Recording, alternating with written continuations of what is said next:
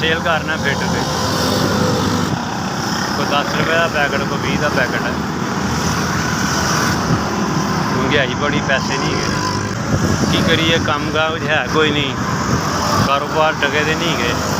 महंगाई दौर है, फिर फिट के 10-20 रुपये का पैकेट बेचते हैं, मसाइल नहीं गए। और की करिए, और काम वास्ते पैसे नहीं गए तो कम की करिए। नहीं कोई 400-500 रुपये लभदा है, बच्चे की रोटी कमा ली दी।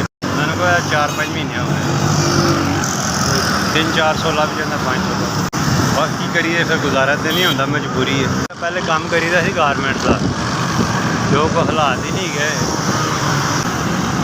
बच्चियां ने पहले दर्दियां का काम करते सन, वो नहीं हम निदान है, कम शम बंद, लाइट नहीं गई, कारोबार नहीं गया जी। हूँ आके ना फिर दाल निम्बू खड़ी है, एंदे जी को अल्लाह पाक रोटी दे रहे बस।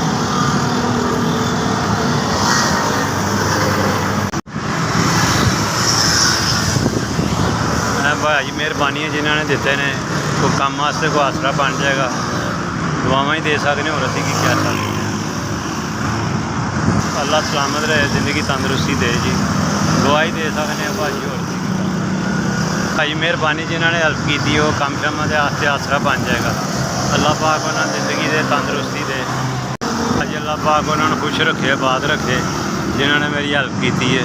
अल्लाह पाक उन्होंने जिंदगी तंदुरुस्ती दे, उन्होंने बड़िया बच्चों अपने। SBS का बहुत शुक्रिया जी, जिन्होंने मेरा तावन किया, भला हो उन्होंने, बहुत बहुत मेहरबानी। 5000 रुपये की मदद, मेरी हेल्प की है, बहुत शुक्रिया सर।